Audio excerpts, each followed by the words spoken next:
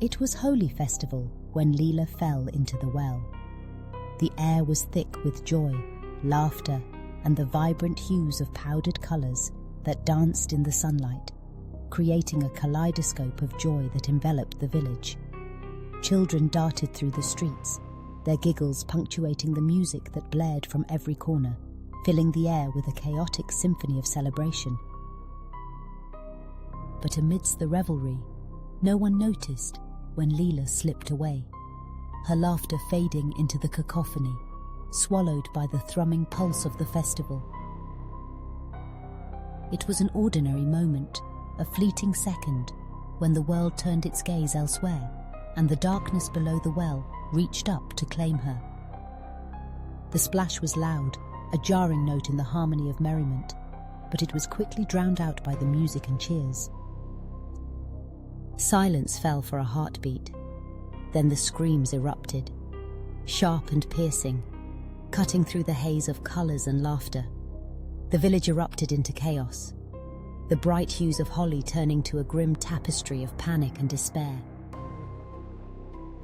But the elders, with their lined faces and weary eyes, quickly hushed the whispers, sealing the well with heavy stones and prayers that trembled on their lips.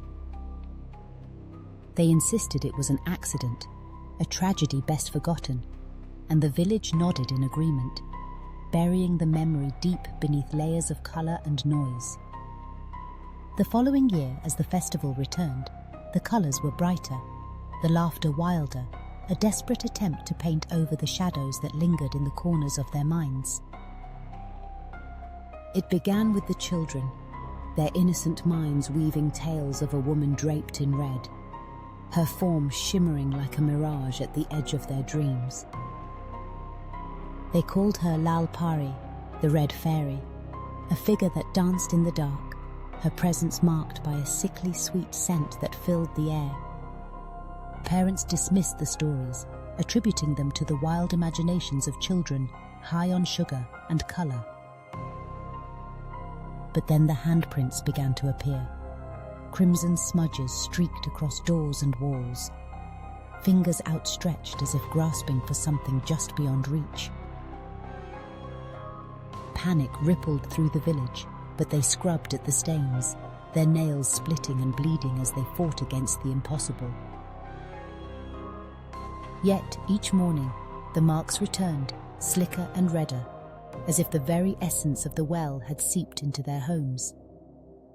The whispers grew louder, a chorus of fear and denial, but the woman's voice was more insistent, echoing through the night, sweet and beckoning, promising treats sweeter than any child had ever tasted.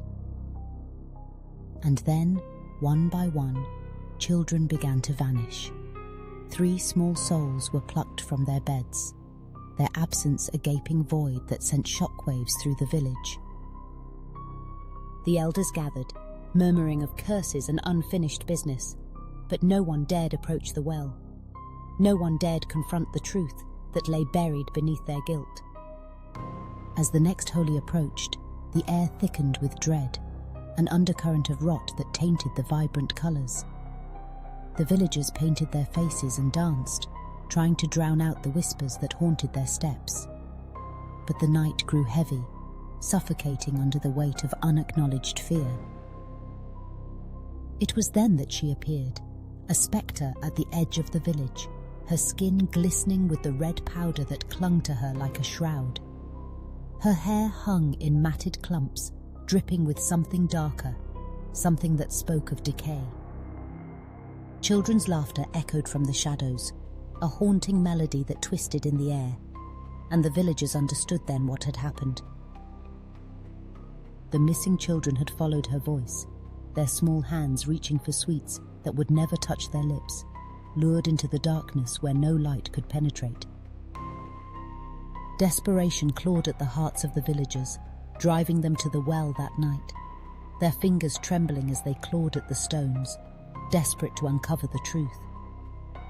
When they finally pried the entrance open, a foul stench assaulted them, a mixture of decay and something far worse. They peered into the abyss, their torches flickering, casting shadows that danced like phantoms. The well was deeper than they remembered, and at the bottom, something stirred. Something that was not quite human and not quite alive. Crimson handprints lined the walls, trailing upward like a promise, or perhaps a warning. And then they heard her laugh, that same high, bright sound that had once filled their hearts with joy, now twisted and wrong, echoing from the depths. Alongside it came the faint, desperate cries of children, tangled in the darkness, calling for their mothers, their voices mingling with Leela's, a haunting symphony of sorrow. In a frenzy, the villagers sealed the well again, this time with iron and stone, invoking rituals older than memory, their hands shaking as they worked. They painted symbols meant to ward off evil, hoping to keep the darkness at bay. But the stains remained, faint and wet, always redder than they should be, a constant reminder of the horror they could not escape. No one spoke of Leela after that night. Her name became a ghost itself, a whisper that hung in the air, too dangerous to utter. Yet every year as Holi returned, the villagers left sweets at their doors, offerings to appease the red-streaked phantom that roamed the night. Still the laughter echoed, still the handprints appeared, still the well waited, hungry and patient, a gaping maw that craved what had been lost. The colours of Holi became a mask, a facade that hid the dread lurking beneath the surface. The villagers danced and celebrated, but the air was heavy with unspoken fears, the shadows lengthening as dusk fell. They knew deep down that the last colour had never truly washed away, that the laughter of children mingled with the cries of the lost. And so, the cycle continued, year after year, with each Holi painting over the scars of the past.